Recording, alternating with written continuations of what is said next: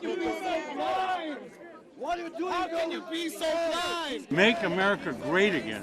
What does he want to do? He wants to build a wall. What's wrong with people, illegals, not legal, illegals are. What's wrong with making the military great again?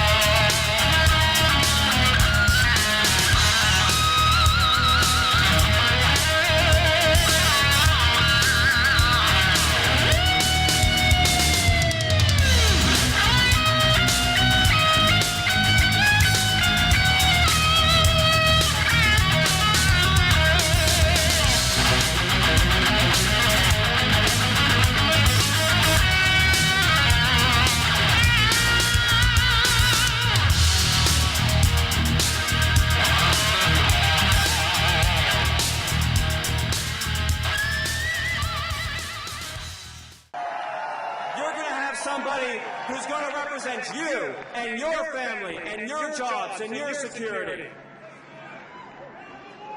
Are you ready? Are you ready to build that wall? Are you ready to take back your country? Are you ready to put jobs and wages for Americans first?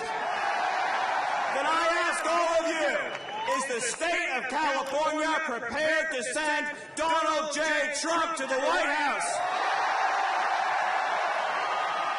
This is your chance. This is your once-in-a-lifetime opportunity to put the God-fearing, beautiful people of this country first again. So one more time, so all the people who betrayed you can hear you in D.C. Will California send a man to the White House who will put the American people first? Then get out and vote. Get out and vote. Get your family, get your neighbors, and fight for this country.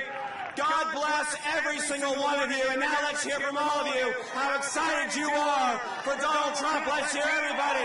God bless you. God bless this beautiful state. And God bless the United States of America.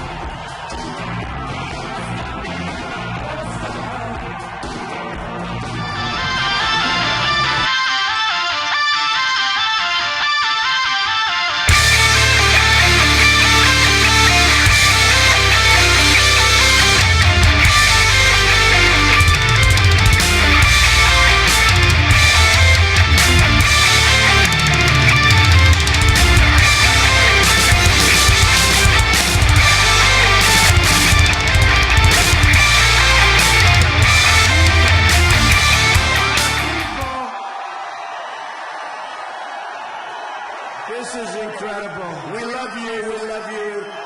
Oh, you better get out on June. Remember, June 7th, you better get out. We're turning it around. I want to thank that group. See what it says? Latinos for Trump. I love that. Thank you. Thank you. I love that sign. It's true, too. So thank you to everybody. You know, this is a place. I love California. I love the state. Great feelings. You know, we want to bring on some friends. We have some friends. The Remembrance Project, they were outside. They were taking a picture. I said, come on stage with me for a couple of minutes. And these are incredible people. They lost loved ones to illegal immigration. And they're unbelievable. They've suffered. I've gotten to know them over a period of time. And come on over here, folks. Come on.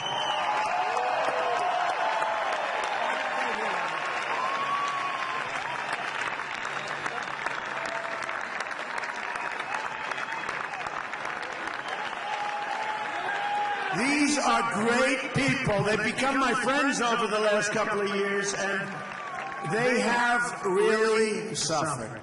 And a friend of mine, he's really become a great friend of mine, Jamil Shaw, who is, he had a son who was an incredible son, going to college on a scholarship. He was going to get in on a scholarship, great football player.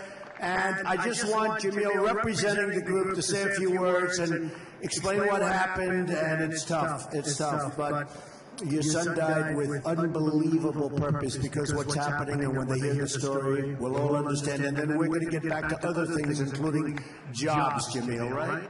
Okay, Jamil Shaw, great friend. Thank you. I just want to bring it back to the day that Donald Trump was coming down the escalator, and which everybody saw the very first day. I was watching it too, and I was, I felt so proud, because for the first time, my son was died and was murdered in 2008. But when I saw Trump and what he said, for the first time, it gave me real hope, real change, something to hope for. It gave us something to hope for, because we know what Trump is going to do. He's going to do everything he said. It says. That's why everybody's so scared right now, because they know a change is coming. A change is coming. And in March the 2nd, 2008, me and my son, we went to a football camp in Pasadena, and it was designed for guys who were going to be Division I athletes. So, we worked hard. He was 17 years old. On the way home from the mall, from Pasadena, he asked me, can you go to the mall? Of course, I was worried, and I ignored him, thinking maybe he would just, forget about it. He asked again. He's a good kid, never been in trouble, never been in jail, no gangs, never suspended from school. He was doing everything right, like a lot of our kids were, They were living the so-called American dream, which everybody's trying to get the American dream, but they give us the American nightmare, It's not right. So on the way home, of course I let him go to the mall and hang out. I told him, be home by 7. 7 o'clock came, I called him, where you at? It's like I always say. He said, oh man, I missed the bus, we're on our way. We're safe though, Dad, we're safe. I said, man, I would have came to the guy, you should have called me. He said, we're okay, I said, okay, I'll call you in an hour. Called me back, where are you? He said, I'm right around the corner. Woo, I felt like, phew. He made it back home. Told his little brother, get your clothes on, we're going to go get some track spikes, because he had a track meet that Friday. And we're going to come home with something to eat, and just when I said that, I heard 2 gunshots. Pow! It was so crispy. People who know guns know that crispiness, is real close. And I remember saying, damn, I hope this boy not dead. Called his phone, he didn't answer it, went outside, landed in the street dead. Shot in the head. Couldn't believe it. Even to this day, I couldn't believe it. They didn't find out that legal alien on his 3rd gun charge. Now, we hear all these gun people talking about ban guns, but you got a legal alien on his 3rd gun charge, never been deported, was given, this last one, he had assault with a deadly weapon, battery on a peace officer, resisting arrest. They put him in the county jail for 8 months, leaving him out 4 months early. Same day he got out, he was looking for blacks to kill, because the 18th Street gang and the legal alien gangs have this thing where they got to kill and do bad things on the first day out, so they won't get rehabilitated. They'll come right back out and get right back where they left off. And he was ordered to go out and look for somebody black to kill. He's in my neighborhood. My son walking down the street, minding his business, coming home, doing everything right. Legal alien sees him, runs over there to him while he's on the phone with his girlfriend, asks him, what sex you from? He wasn't in no sex, never been gangbanging in his life. I was there the whole time. I dedicated my life to my kids like we all do. And to see him laying dead in the street, and to hear that he was in the county jail and was released on a Saturday night, no supervision, nobody called ICE. That's not fair as American citizens. We demand Americans first. We don't care. We don't care about illegal aliens. We don't care. Americans first. First things first. Nothing's going to work. That's why Donald Trump is here. Donald Trump is giving us hope. All of our loved ones who were murdered. We miss them every day. There's no such thing as closure. It's never over.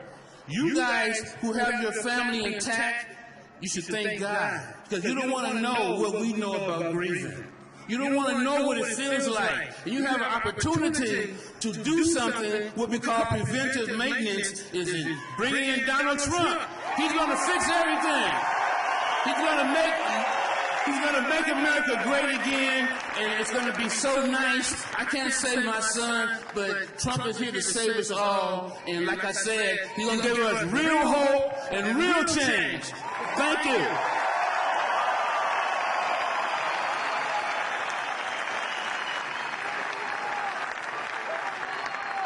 He is such a great guy. I've gotten to know all of these people, and most of these people, all of them actually. And I will tell you, Jamil, though, just representing the group, they all have a very similar story to tell. And people that shouldn't have been here, people that should have never been allowed to come over the border, and they come here like it's nothing. They walk through it like it's just nothing. And we're going to stop it, and we're going to build a wall. We're going to also,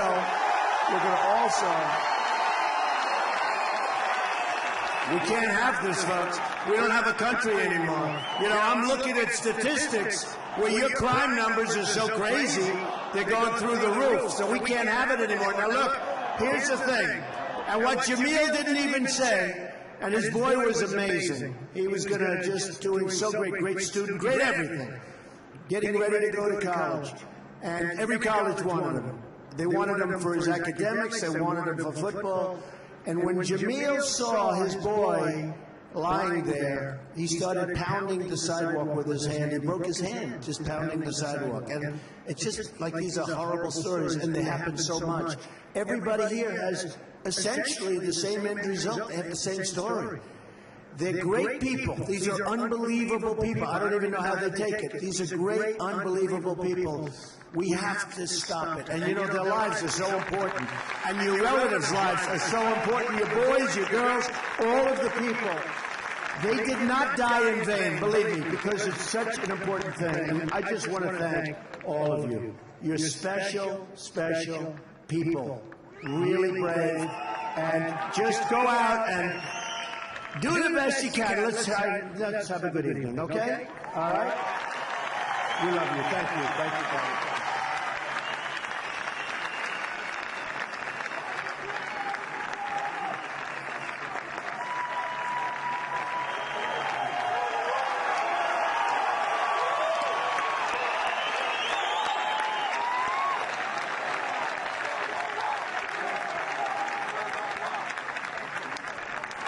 Unbelievable people, folks. Unbelievable people. So we're going to do a lot of things in this country. We're going to get our country back to a balance. We're going to, hey, we want people to come in. But they have to come in legally. They have to come in through a process. We can't be put in this position anymore. And it's going to change. It's going to change fast. Look at these crowds of people we're getting no matter where I go. And I just left Indiana. I'm going back very soon, and frankly, they talk about the same thing. Even where Indiana is located, you wouldn't think it would be a problem. It's a huge problem. People are coming in. Nobody knows where they're coming from. You know, the Obama administration is taking people in from the migration. We have people coming in from the Middle East that are brought in, and we have no idea who they are. There's no documentation. There's no paperwork. We're putting them all over the country by the thousands. And we have no idea what the hell is going to happen. We have no idea. So look, folks, we're going to straighten it out. You know, I'll tell you, I was very honored because this last week, the Border Patrol, these are amazing people. They want to do their job. They're not allowed to do their job. They're told to stand back. Don't do you just stand back, and they endorsed me. 15,500 Border Patrol agents.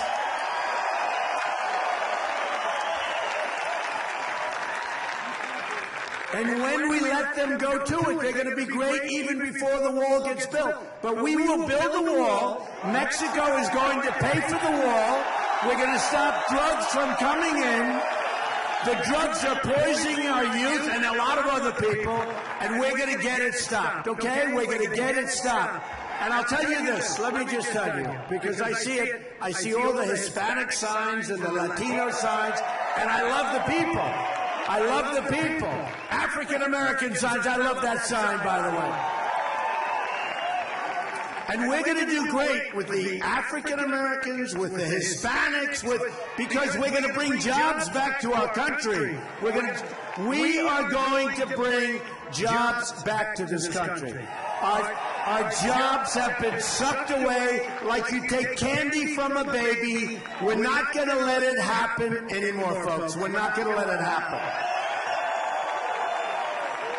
So we have to be tough. We have to be vigilant. We have to be strong. And I tell this story. Good, thank you, darling. I love you too. Look at that. Great. But I tell this story, and in a way it's a rough story. But this country is so politically correct. We don't get anything. We don't understand anything. We don't understand what's going on.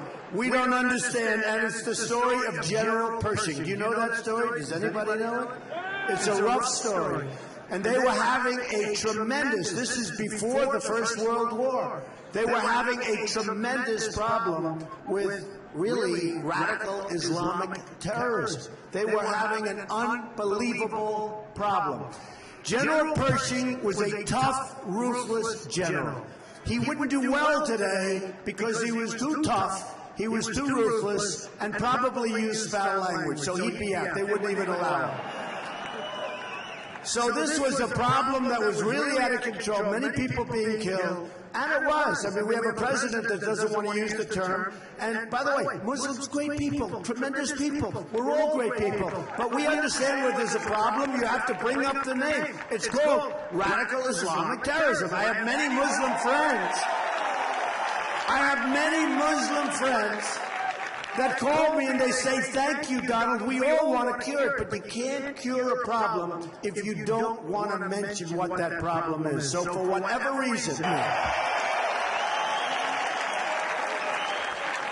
so we're going to have to get a lot tougher than we are because we have problems that you wouldn't believe. During one of the debates, we have this guy, Lion Ted Cruz. We know Lion Ted. I mean, nobody likes him. I've never seen a guy like this. In fact,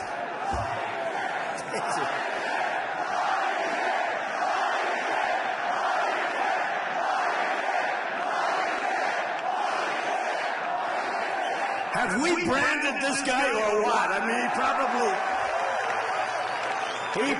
I see him walking into these beautiful corridors in Washington, and guys say, hey, Lion Ted, how you doing? It's like, oh, he's a liar. I've never seen. You know, I go along and I talk about health care. I talk about this. Everything I say. He'll go 2 hours later. Donald Trump loves Obamacare. By the way, we're going to repeal it and replace it, just so you understand. But he'll say, Donald Trump wants to absolutely get rid of the Second Amendment. We're going to protect our Second Amendment. This guy's so bad. And then he makes a deal. You know, he got beaten so badly in New York, and then in Pennsylvania, and Maryland, and Connecticut, and Rhode Island, right? And Delaware. And I got these massive votes, and even the horrible press, which is back, oh, look at all those people. They're horrible. They're horrible. Among the most dishonest people I have ever met in my life, the press. The press. Certain members, fine, but I tell you what, they are really bad. But, so he gets beaten so badly, and Kasich, by the way, Kasich, who voted in favor of NAFTA when he was in Congress, which has destroyed everything, and we're not going to let them vote for the Trans-Pacific Partnership. We will get wiped out if they do that. We're not going to let it happen. So what happens is this. So Cruz gets just killed. Kasich gets killed. So now, I mean, these guys have been doing this stuff all their life. I've only been doing it for 9 months, right? And they have to double team me. They have to double team me. You know, we took them out one by one. We have low energy Jeb Bush. And I was going to be nice to Jeb, but I saw he was interviewed today by somebody at NBC, and he said bad things. He said he is not a conservative. Give me a break. He is not a conservative. I am actually a conservative, but I'm like smart too. When we have all this stuff, it's like, no, I was going to be nice to him. Because I like a lot of the people that have disappeared, one after another. It's a beautiful sight. Boom, boom, boom, boom. And I was nice to Jeb Bush, after he got defeated, I was nice. But here's what happens. So I hear he's interviewed today. I said, do me a favor. It's amazing what they can do. They have this thing about 2 seconds later, they give me a copy of his interview. I said, let me know. I figure they're going to give it to me in writing. Let me know one of my guys there. He says, I've got it, sir. Like, what, 11 seconds later. He's got a machine that's giving me the whole interview. What would you like? He presses Trump, and it goes right to that section. And he starts hitting me, like... He said, and he did say, he's a gifted politician. He said that a while ago. And my wife said, why would he say that? I shouldn't tell you this. Maybe he's not so smart. Why would you say that, right? But he hits me today, so I feel fine. He's a low-energy person. We don't need low-energy people. Just remember that. We need high energy. We need strength. Hillary, crooked Hillary, right? Crooked. She's crooked as you can be. Crooked Hillary. No, crooked Hillary. She said very strongly, I don't like the tone of Donald Trump. The tone. Now she's there shouting all night long, reading off teleprompters. Does she ever make a speech where there's not? I mean, she won the other night. I'm sort of glad she won. I really want to beat her more than Sanders. And the system is rigged on both sides. It's rigged on our side. I have 5 million. I have so many votes more than like Cruz and Kasich. And yet, they go in and they sort of semi-bribe all these people and the delegates, and all of a sudden, and it's just like, it's a terrible system. I mean, it's a terrible system. But Hillary said, I don't like the tone. Now, here we are in a world that's going to hell.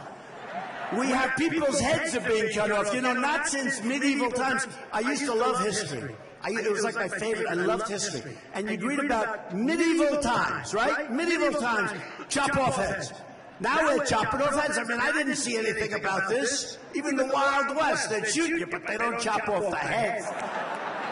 Chop off the heads, drown people in these big cages, 50 at a time, drop. And she said, I don't like his tone. His tone is nasty. Folks, we need a tough tone, folks. We need a tough tone. We need a tough tone, believe me. Believe me. For a while, at least, we're going to need it. When they talked to Lion Ted, so we were at the debate, and I've been at the center of every single debate, number one. Won every debate.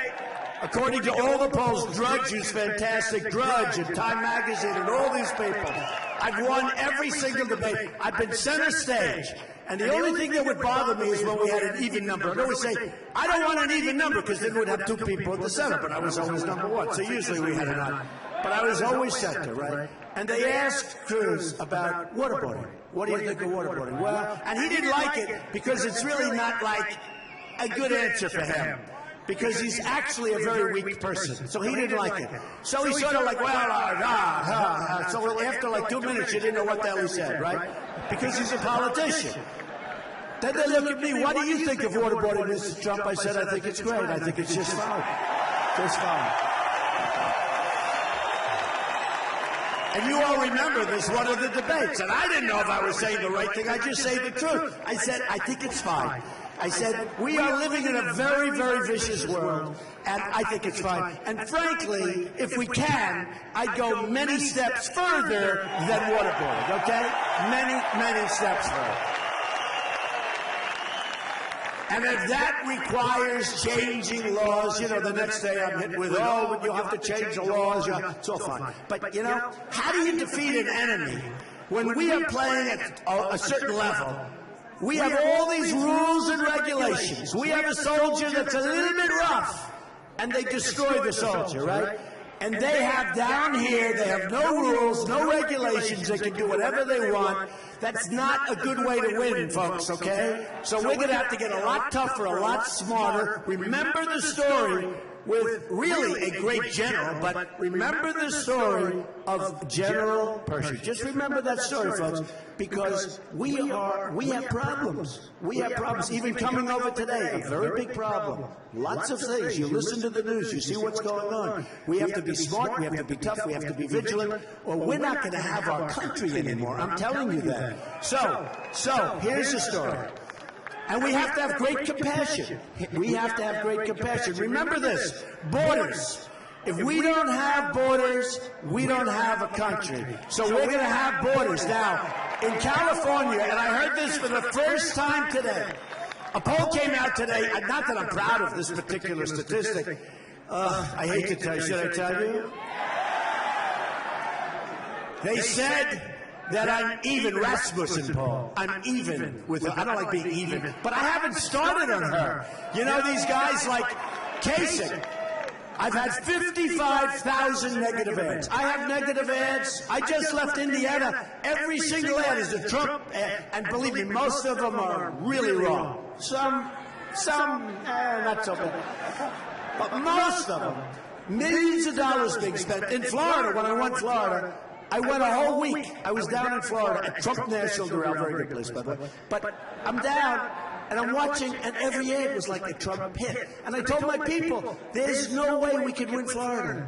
And they said, what? Because I said, every time I turn on the television, all I see are these horrible lies, these horrible ads. And then I won in a landslide. So you never know. I mean, you never know. I think people become immune.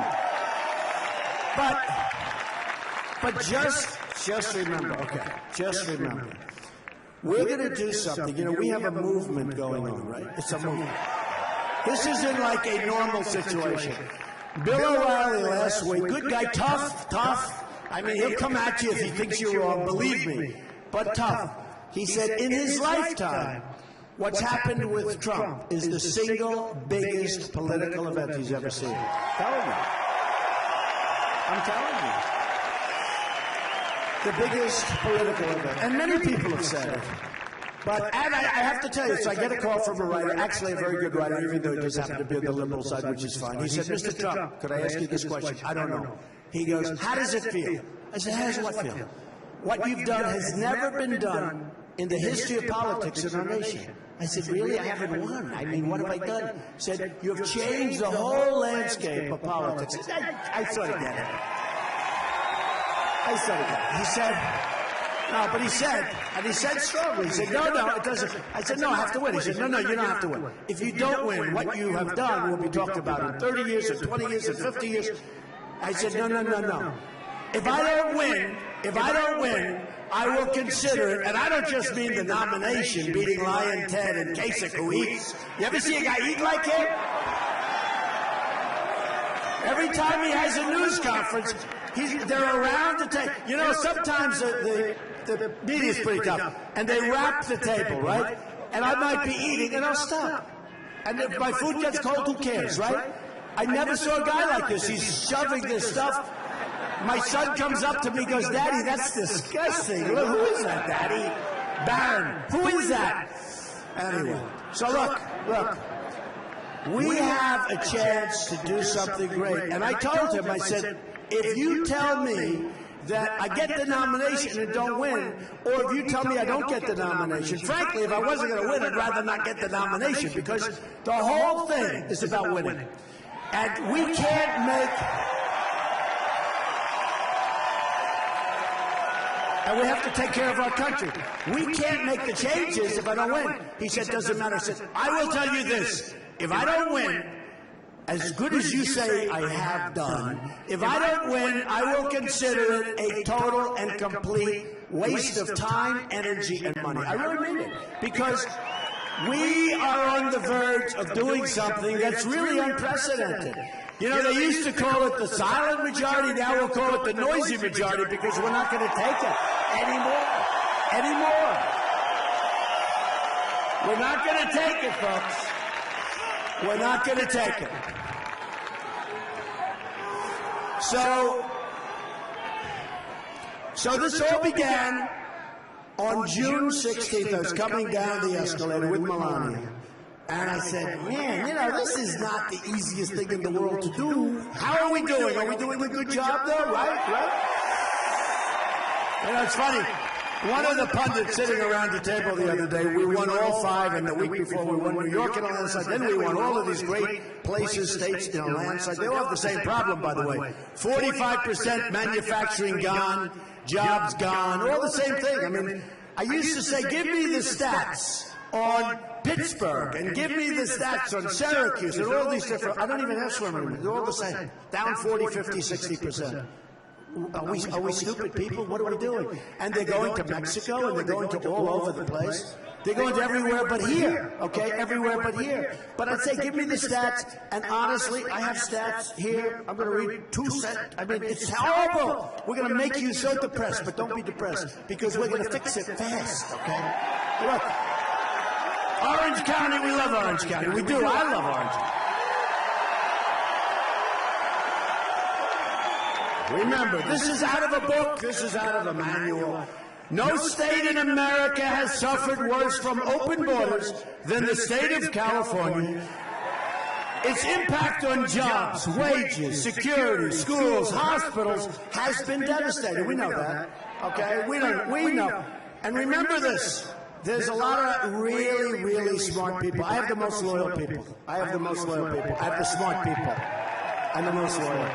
And by the way, folks, I hate to say it, but we're going to make the country great for everybody. For Hispanics, for African Americans, for everybody. We have a lot of them with us tonight. We're making, this is not for like a group where they think it's a certain group. This isn't a certain group. This is everybody. We're going to make our country great for everybody. But look at these numbers. Remember this. 18 years ago, we have people that 18 years ago, they've worked harder now than they did 18 years ago, but 18 years ago, they were making more money in real terms than they make today. And today, in many cases, they're doing double jobs, and they're dying with it. And it's supposed to be the opposite way, including me. What the hell am I doing this for, right? It's supposed to be. But it's supposed, I love you too, it's supposed to be the opposite. So think of it. We have hard workers, middle income, even above middle income, and even below middle income, where they work harder today than they worked 18 years ago. 18 years. By the way, this isn't me. This is a statistic that you've all. They're working harder today than 18 years ago, and they're making less money. It's no good. It's no good. It's no good. And other people are taking new jobs, and our jobs are being disappearing. They're going to other countries. You look at what's happening in Mexico. Ford is building a massive plant. Carrier Air Conditioning just left. They're leaving Indiana. They're going to open up in Mexico. They're going to make air conditioners. They're going to sell them across the border with no tax. And you know what? 1,400 people laid off. Now, with me, they're paying a 35% tax as soon as they leave, folks. And they're never going to leave. And they're never, ever going to leave, okay? You know, if you do that, the people, these poor, stupid people that were running things. You know, I've watched for years, 5 years, 6 years, this has been happening. Corporate inversions, and this has been happening for a long time. But I've been watching. And the government, our poor government, we're being outdealt by China. They're so smart. But I make a lot of money with China. We're being outdealt by China and Mexico and Japan. Look at Japan. They sell cars by the millions they pour in. You know what we give them? Practically nothing, okay? We give them, what do we give them? Wheat. We give them wheat. And here it is, up here, that's Japan. Below the border, below his feet, that's where we are, okay? That's called a trade imbalance. And by the way, they don't even want our product because their people don't want our product. And I think it's great. I don't hold China. I love China. I think China's good. I have the largest bank in the world as my tenant. I sell condos all over the place. They pay me tens of millions of dollars for these condos. I own the Bank of America building in San Francisco, along with a great company. I own 1290 Avenue. All got through, boom, fighting with China. It was fighting. It wasn't like being nice. It was fighting. We could do great against China. But I don't hold China responsible. We're going to have this year a $505 billion trade deficit with China. How stupid are we? How stupid are we? How stupid are we? And I'll tell you what, Apple is going to start making their product here, by the way, okay? They're going to. They don't know it yet, but believe me, they're going to, folks. They're going, you watch. But I watch as this country comes up with all formulas. They want to keep their companies, right? They want to keep their companies, so they come up, well, what we'll do is give them low-interest loans. It's too complicated. Who wants to give loan? I don't want to even give. What do we do? We're going to make loans. We owe $19 trillion. We're not going to make them loans, right? It's going to be $21 trillion because the budget, the omnibus, as they call it, budget that passed 4 months ago is a disaster. It's going to be $21 trillion. Nobody even knows what $1 trillion is. It's so much money. So we have $21 trillion. And we're trying to make loans to people. You don't need to make loans. I'm so good at this stuff. I'm so good. It's so easy. And by the way, these politicians, number one, they're not good at it. Number two, in many cases, they're crooked, 100% like crooked Hillary. But they get campaign contributions from these companies and from people that own the companies, where for the company it's good if they go to China, it's good, but it's bad for our country what's happening, okay? And I believe in free trade, but you can only have free trade if we have smart dealers, and we don't have smart dealers. We have people that are political hacks negotiating against some of the greatest minds of the world from China, Japan, from all of these different places. And we're going to change that. I have the smarter Carl Icahn endorse me, many of the great business leaders, because I know what the hell I'm doing. So what we're going to do, well, look at the size of this place.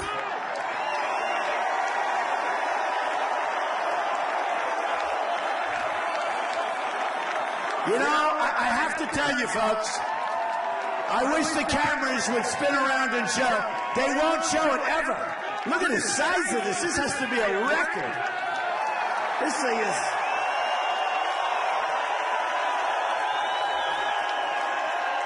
Those poor people are going to fall off the upper deck.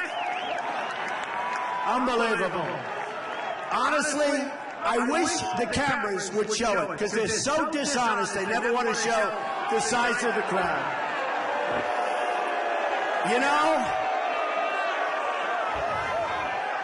last week, hey, could we have a protester in that upper corner of that, please? That's the only way the cameras will turn, folks.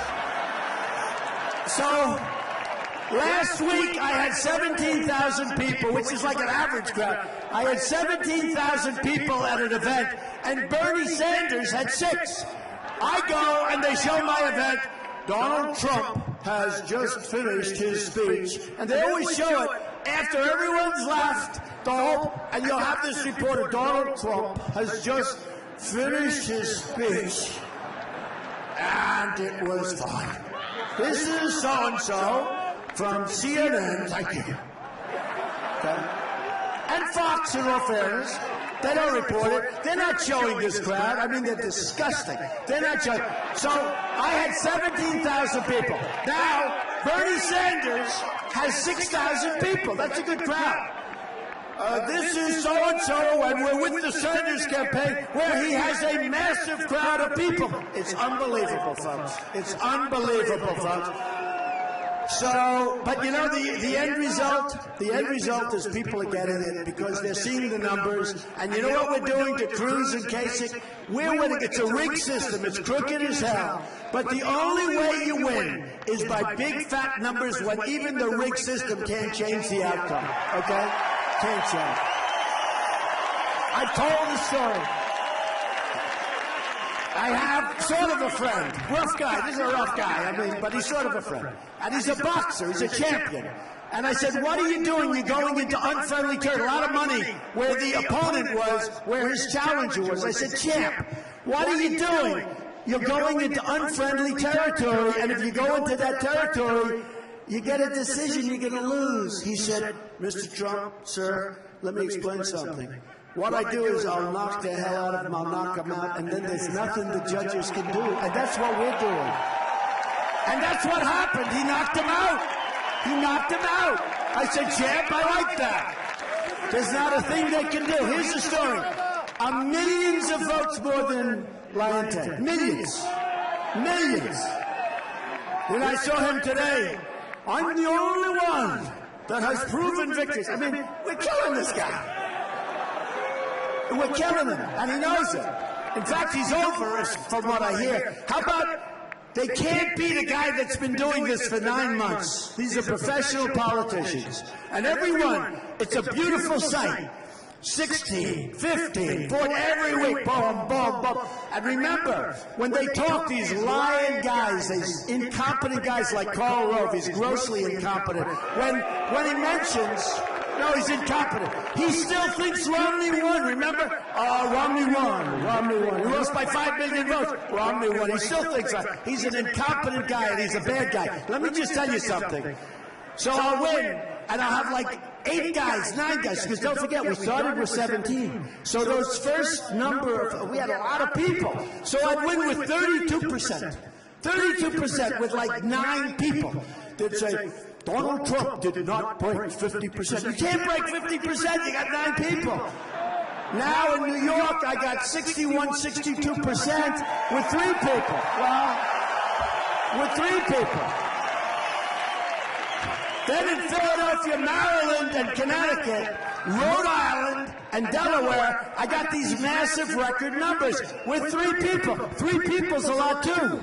You know, if you get 61 to 20 to Cruz, I think at like 10 or 12 or something. I mean, this guy's a total disaster. So anyway, so now what they did is they said, we're going to form a coalition against Trump. The 2 guys, the 2 professional politicians, against the guy doing it for 9 months. So it's called collusion. Now in business, if you collude, you get thrown in jail, right? Over here, you don't get thrown. Only in politics can you collude and not get thrown in jail. Anyway, so they make a deal. Cruz will take Indiana, but the people in Indiana don't like him. And by the way, did you see today, the great Bobby Knight, the greatest, he endorsed Trump. He endorsed Trump. And I'll tell you right now, I will take Bobby Knight over Carly any day of the week. All right, that I could do. So they formed this deal, and it's collusion, and they got together, and one's going to take Oregon and another one. And by the way, did you see the poll just came out in Oregon? Trump 48, and they're down in the 20th. It's fantastic. And I'm going to Oregon next week. Because we don't forget. I'll give you an example of what happened. So, Rhode Island is a smaller state. Great place, but it's a smaller state. And last week, the polls come out. So we just won New York in a total landslide. And you know what is nice?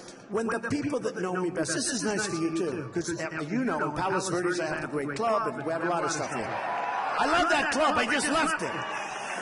I would have stayed there a hell of a lot longer, but I had to come talk to you people, okay? You want to know the truth. No, I love it. But look, so my people, you know, I have good professional people, and they said, Rhode Island, smaller, it's got like 18 delegates, whatever it is. But it's a smaller place, but beautiful.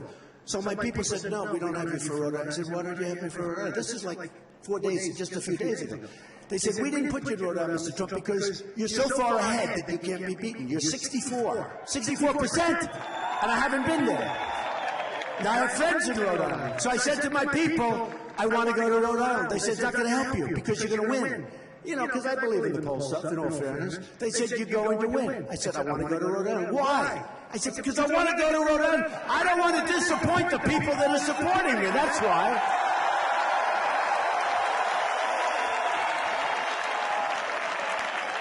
So it took me an hour and a half. I went to Rhode Island. I then went to Pennsylvania, Maryland. It was great.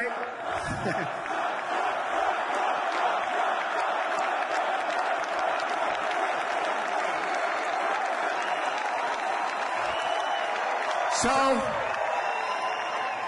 I went to Rhode Island. We won with big, big numbers, and I just felt better about it. You know, you got to take care of your people. You have support. Now, if I didn't have support, I'd be less inclined to go. If you want to, you know, I work a little bit inverse, all right? But it was like this incredible period of time. So they formed this coalition of Cruz against Kasich. even though it's pronounced ICH, it's Kasich with a K, like with a K, okay? Think about K. And so now what they're doing is Kasich has given up on Indiana and hurt all of the people, because yes, like all of us, we all have these people working hard. And the people that are working for Kasich said, what happened? We're going around ringing doors. Now all of a sudden we're out. Nobody even told us. So he dropped them terribly. And now Cruz gave up a couple of other states. So what they're doing is like playing Russian roulette, right? And I think what happened, I get a call at 11 o'clock in the evening, late, and they want to have a statement. I said, I can't believe anybody could be that stupid. That is the dumbest move. And the next day they were criticized incredibly because it shows weakness. They choked under pressure, very much like Mitt Romney did last time when he lost to Obama. A race that should have been won, by the way. But they choked under pressure, and I think it's going to happen. I haven't seen new polls, and the big poll is going to be on Tuesday in Indiana. But I was all over the state today with Bobby Knight, and I love Bobby Knight, and they love Bobby Knight, and let's see what happens, right? So Cruz is getting clobbered. The senators don't like him. Here's a guy's a U.S. senator. He's so disliked that practically nobody supported him, right? Nobody supports him. And he figures that he's going to get somebody. So he appoints he puts in a vice president, calls Carly. Now, in all fairness to Carly, she left at 0. Okay, she had 0. She had like 1 or 0. She had nothing going. And he put her. And he will get an award.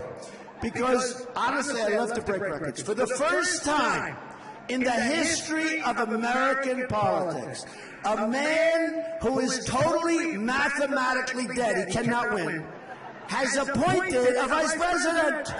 It's true. First time in history. Lion Ted, he's the only one. No, he's the only one. Lion Ted, he's one lion son of a gun.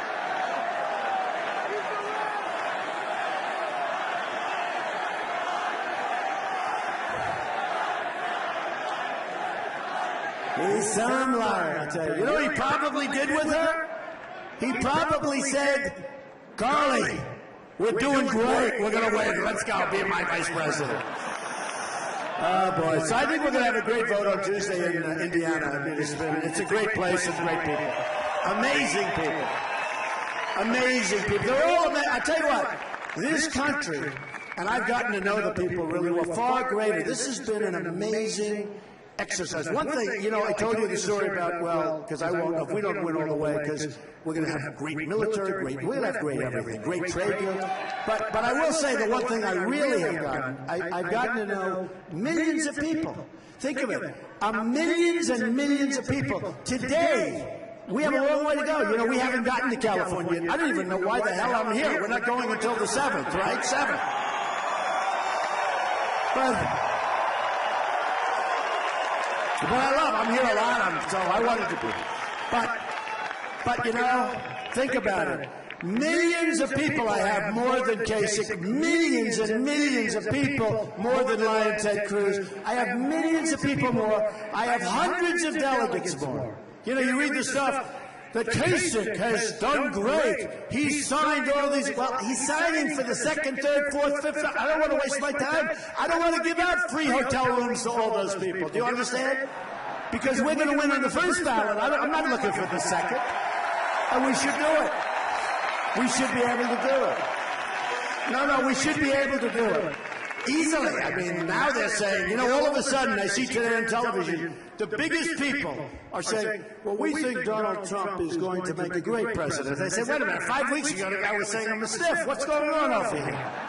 What's going on? The biggest senators, the biggest Congress people, we have unbelievable support. And people called me, even last week. People, hello, darling. Oh, I love you. I thought it was a protester. I was hoping. No protest. That's okay. That's all right. Watch what happens. You got to go home. I'm telling you, it bothers me. You got to go home. And your husband, wife, boyfriend, girlfriend, children, they've watched you. They'll say, were there any people there, Dad? Mom, were there any people there? Because of these lying people. I wish you'd take those cameras and spin them, folks. Spin those cameras. Spin them. Look, spin them. Go ahead. We have 31,000 people here today. We have 31,000 people. Look, they don't turn the cameras. Just bad people. They're bad.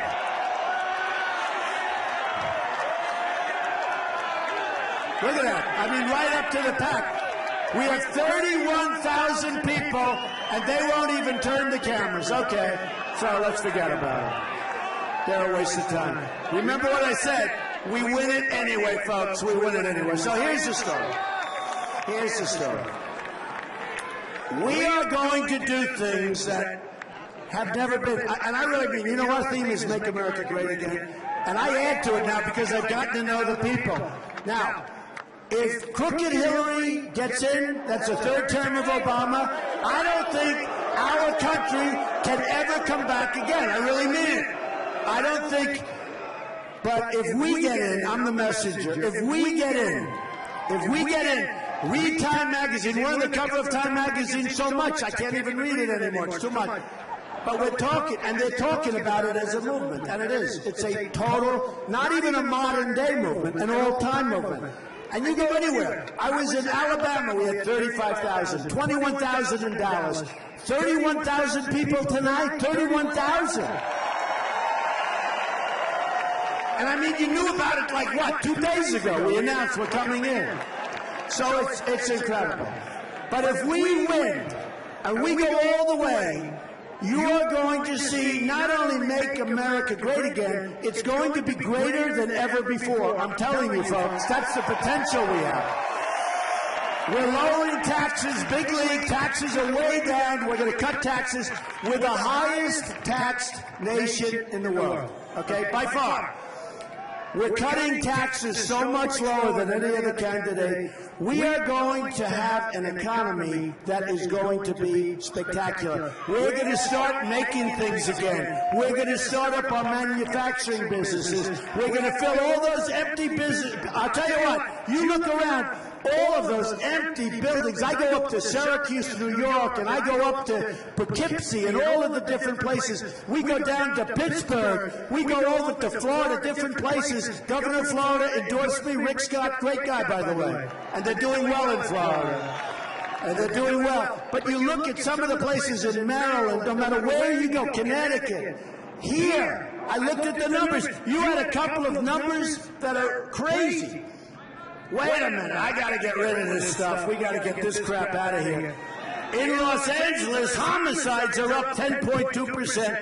Rapes are up 8.6%. Aggravated assault is up 27.5%. What the hell is happening?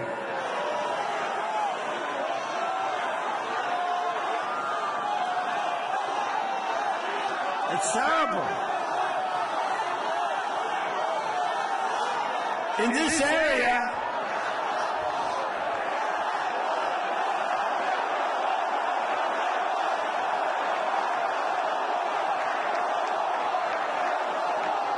we're going to build that wall, folks. We're going to build that wall. That wall is going to be built. I mean, it's incredible. This area, listen to this. What's going on? This area, crime has increased 33% in the last year. What the hell is going on? I know what's going on. I know what's going on. Man, that's terrible. That's terrible. So these are all horrible numbers, depressing numbers. The hell with them. Because we're going to make it better. We're going to bring our country back. We are going to have strong borders. We are going to build the wall. Mexico is going to pay for the wall 100%. 100%. 100%. You know, when I got off the stage, one of the debates, this is 4 or 5 months ago, one of these guys comes up and goes, you know you can't build the wall. They have no clue. These are politicians that have no clue. So he says, you know, sort of a semi-respected guy, not one of the better ones. You had some good people up there. Dr. Ben Carson, great guy. Great guy. Great guy.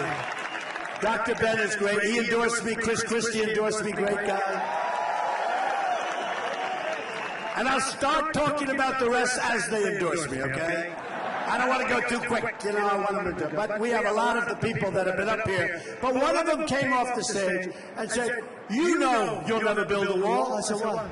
Because it's impossible to build. So folks, China, okay, built a wall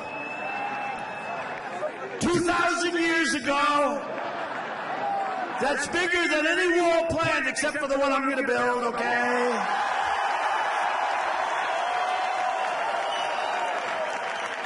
And it's 13,000 miles long. Now that is a wall.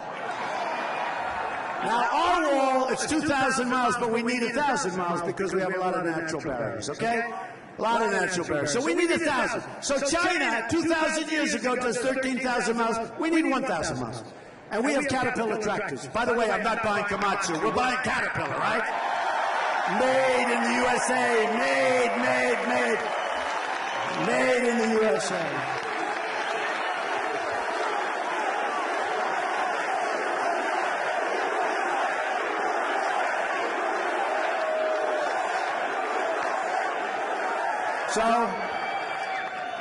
So the guy comes up, he says, so what do you mean? I said, it's easy, it's easy. And then what happens is the beauty of all, is there a little noise over there? I wish it. Oh, there's a protester, no? Oh. No, it's not. False alarm, damn it. They were just getting ready to show the crowd, and I shouldn't have announced it so fast that it wasn't the protester. Let me just tell you about protesters. We have the safest place in the country to be is at a Trump rally, believe me. It's the safest. You know, they had a rally, a great one in New York, and we had like a couple of hundred protesters, which is rare. We don't really have it too much. And they came outside, and the press was there, and they said, do you dislike Donald Trump? Because I was making a speech that night at the Grand Hyatt, which I built, good hotel, on 42nd Street and Park Avenue. It's really Lexington, but I call it Park because Park touches just a little piece of it, right? So I built it, great hotel, and they said, what do you think of Donald Trump? You don't like him, do you? You know, a little sort of like, let's push it. Here's a person holding a sign, made in China, out of a printer, you know, not made in a basement, they're handing them out. What do you think of Donald Trump? Is he a terrible person? No, I really didn't know why I was here. I don't, but I do like him. He's a nice man. Then they go, oh, the guy's devastated because it's live. They can't just cut it, right? They go to another one. And why are you here? I really don't know. These are the protesters. Hey, folks, it's a con job, okay? I will tell you, and I said it, our rallies are the safest place to be on earth, believe me. 31,000 people tonight, and we have thousands of people outside where they can't get in. Does anybody want to give up their seat? So look. A big rock star said, Donald, you're the greatest in the world without a guitar. He means, like, no musical instrument. You think it's hard to do this? You think it's hard. It is. Do you think it's easy to talk to this massive crowd without having a guitar? Okay? It's not that easy. But it is when you love the people, it is when you know what the hell you're talking about, and it is when we know what the end product is going to be. And that's going to be America first, folks. We're going to make our country so strong and so great, okay? We're going to make our country great. So a couple of things before we go home. And then you can watch yourself on television if you like in this little... A couple of things. First of all, I want to thank you all for being here, because it's an honor. I mean, really an honor. It is. Bernie Sanders is part of a system. I'm not a fan of his. I can't even watch the guy. But I will tell you this. And one of his people called up and said thank you, because I do say he's part of a system that's rigged. I mean, here's a guy, they talk about superdelegates. Now, the Republican system, in a certain way, is worse because it's more sophisticated. You know, she gets all these superdelegates, but here's what he said about her. He said, she's not qualified to be president. This is Bernie Sanders saying, and I said, oh, soundbite, commercial. Bernie Sanders said about crooked Hillary Clinton, she's not qualified to be president, and she's got bad judgment, okay? Bad judgment. And I said to myself, That's going to be a great soundbite. Okay, we'll be using that for a long time. Thank you, Bernie, very much. I appreciate it, Bernie. So here's the story, folks. On June 7th, you've got to go out. You've got to get your friends. Now you're allowed to write in, you're allowed to send it in. I don't care how you do it, but you are allowed to send it in. But on June 7th, get your friends, go in. You're going to say, because you're going to see such a difference. You're going to see, we're going to be like the smart country. Right now we're the dummies, okay? We're the dummies. We pay for everyone's military. We take care of Japan. It's a behemoth. It's a tremendous country. I have many friends. But we take care of Japan. We take care of Germany. Nobody knew this. Did anybody know we take care of the military of Germany? Did anyone know that before I told you? I don't think so. You know, I have people coming up. Mr. Trump, I don't know. Do we really take care of Germany? We take care of Germany. We take care of South Korea. I order thousands of television sets a year for different places. They come from South Korea. We don't make televisions anymore in this country. Remember, we used to have Sylvania and General Electric and all these televisions. We don't make them. Now we have Samsung, LG. You have Sony, which a little bit has lost its way. But that's in Japan. But you have South Korea. We have 28,000 soldiers on the border between the maniac, right, and North Korea and South Korea, right? So you have 28,000 soldiers, and we take care of them. Now, they pay a little bit, pay a little bit. We are the policemen of the world. We take care of Saudi Arabia. Now, we have Saudi Arabia. Before the oil went down, think of this. Think of this. Before the oil went down, now they're still making a fortune, but before the oil, they were making $1 billion a day. Now, why aren't they helping us? Why aren't they helping us? Because we have stupid people running our country. It's not going to happen anymore. Not going to happen. How about Obama? How about Obama? Ooh. I don't think you people like our president too much. Well, let me tell you something. Hillary Clinton will be the same as Obama and maybe worse. Just remember. And she shouldn't be allowed to run because what's happened with that whole email scandal is an absolute disgrace. She shouldn't be allowed to run, okay? So how about Obama? He gets an Air Force One. He flies to Cuba. He lands in Cuba at the airport, and there's nobody to greet him. In the history of, the great history of Air Force One, I guarantee you, it has never landed at an airport where a leader of a country didn't come out to say, hello, how are you, right? Never happened. Then he goes to Saudi Arabia. And he lands in Saudi Arabia. Now, I like Saudi Arabia. Many friends from Saudi Arabia, they buy my condos. Oh, bing, bing, bing, bing. I love them. No problem. I love them. They're fine. He goes to Saudi Arabia. He lands. There's nobody to greet him. Now, what does Donald Trump do? If I go to Cuba, if I go to Saudi, I'm on Air Force One. Nobody to greet. Sir, there's nobody to greet you of any high rank. I said, where's the king? Where's the king? I want the king to greet me. No, I'm sorry, sir. He's home watching television. I'm sorry. He's watching a beautiful Samsung television. I said, wait a minute. Wait a minute. He's not here. Where are the Castro brothers? Give me one of the Castros. I said, no, he's not here. Here's what I do. I say, pilot, come here a minute. How's our fuel? Fine, Mr. President. Get the hell out of here, baby. We're leaving. Right? Get the hell out of here. In the history of Air Force One, that's never happened before. The President of the United States lands in countries not even that big a deal, and there's nobody to even greet him, and he gets off all by himself, lonely. Where is everybody? Where is everybody? What happened? What happened? How about this? Because I was just thinking about this today. Remember a number of years ago with the Olympics, right? And the president wanted the Olympics. I think that's good. I think it's good. Get the Olympics is good. So the president gets on a plane and he goes to Europe, Copenhagen, I believe, right? He goes to Denmark, Copenhagen, Denmark, beautiful place. How many of the migration folks have gone in there? Because we'll see. How about what she's done to Germany? Oh, what she's done. You know, I was supposed to be Man of the Year on Time Magazine, and she beat me out. I said she destroyed the country. Why did she beat me out? Okay. He goes to Copenhagen, Denmark, right? And I said, oh, that means we got the Olympics. You know, I'm a professional. In other words, if I'm the president of the United States, I go to Copenhagen to get the Olympics, but only if they give me a wink. I'd say, like a little wink. I'd say, hey, did we get it? And they'd say, Mr. President, honestly, you didn't. I said, that's okay. Don't worry about it, but I won't go. But usually you'd say, hey, did we get it? And they go, Mr. President, off the record, you should come. It's going to be good. You're going to be happy. I said, let's go, folks. Come on, we'll go get the Olympics, right? So he leaves, and I say, oh, good, that's wonderful. We got the Olympics. The President of the United States is going to Copenhagen. That means we have the Olympics. They had to give him a wink, right? They didn't give him a wink. He's sitting there.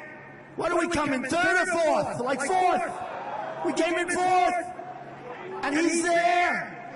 This is amateur hour, folks. This is amateur hour. So, here's what's going to happen. We're going to have an unpredictable country. You know, I get criticized because I say unpredictable. I said, keep the oil from ISIS. Keep the oil. I didn't want to go into Iraq. I said, you're going to destabilize it. I was a civilian. I mean, people, but some people would ask. I said, don't do it, you'll destabilize. Iran, that horrible Iran deal, that horrible, horrible deal. But Iran made a better deal. They're going to end up taking over Iraq. That's even better. Some of the greatest oil reserves in the world. So I said, keep the oil, right? I always said, keep the oil. Folks, we need to have people that know what's happening. We're being outdealt by every country in the world on trade, on military. There's not a thing. We give our equipment away to our allies. One shot's fired in the air, and they run and they drop the equipment, and the enemy picks up our equipment, and our soldiers don't have equipment that's as good as what the enemy has. So here's what's going to happen. On June 7th, you're going to remember this night, because we had a good time talking about a rotten subject, but the rotten subject's going to be a great subject very soon, okay? You're going to remember this night. And by the way, did we have a good time despite the subject, right? Right? We're going to bring jobs back to our country, folks. We're going to bring jobs back to our country. And any company that wants to leave, that's fine, but they're going to have to pay the consequences. There will be consequences. So they go to Mexico, they make product, they want to sell it back here. Guess what? All those people that have been laid off, we're going to charge them tax and never leave it. Ready? So here's the story. We're going to start winning again. You know, we don't win anymore as a country, right? Look at these older guys over here. They're all saying, you're right, you're right. We used to win. We don't. Veterans for Trump. I love the veterans. I love those veterans. So here it is. On June 7th, you're going to go and vote. You might send it in, but you're going to go and vote.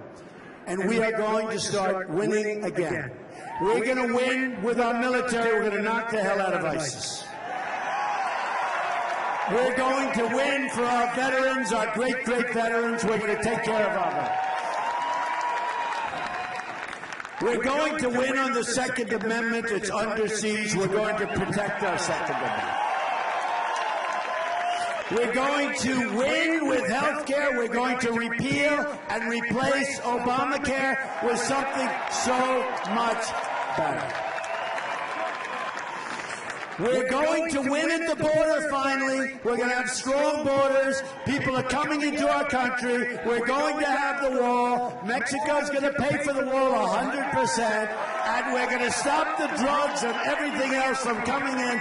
And people are coming into our country, but they're going to come in legally. And you know what? We're going to win so big with trade, and we're going to make our country wealthy again and strong again, and we're going to rebuild our whole infrastructure again, and we're going to be proud of our country, and we're going to win. And I love to do this, and we'll do it one last time, folks. We're going to win. We're going to keep winning. We're going to win at military. We're going to win at trade. We're going to win at everything we do. We're going to win, win, win. You people, you're going to be sick and tired of winning. You're going to say, Mr. President, please, we can't take it anymore. You're winning too much. And I'm going to say, I don't give a damn. We're going to keep winning 100%. America first. We're going to make America great again. We're going to make America strong again. And you're going to be proud of your country again. I love you. Thank you very much, everybody. I love California. June 7th. Thank you. Back up. This is for your safety, dude, not mine. Trust me. Relax. Back up, guys.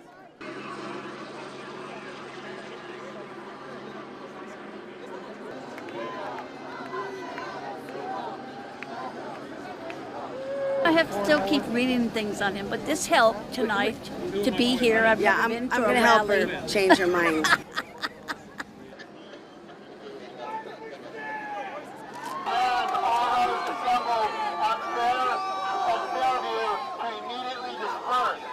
Which means to break up this assembly. If you do not do so, you may be arrested or subject to other police action.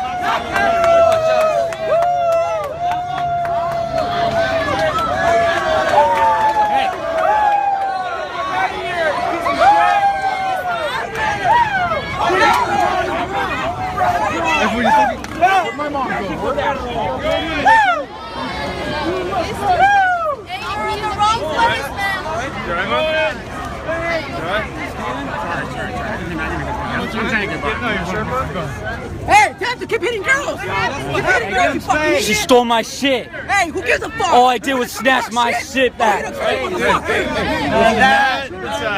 alright. Calm down, guys. Give him space! Well, he got what he got, dude. Look at his face. Yeah. What's wrong?